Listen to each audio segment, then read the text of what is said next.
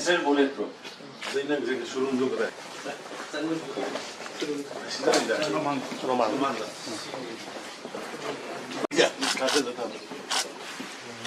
어떤 것도 무시 보고.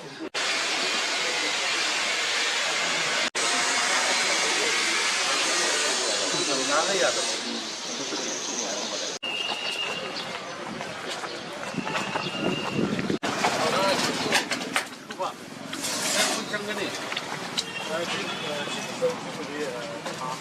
Đồng ca tàu nó mỗi lần đối, mà nó thu cái tâm nó tổn, cái cái nó tổn sẽ hay là step sẽ, khi ông mấy cái pan này vào, four by eight cái nó sẽ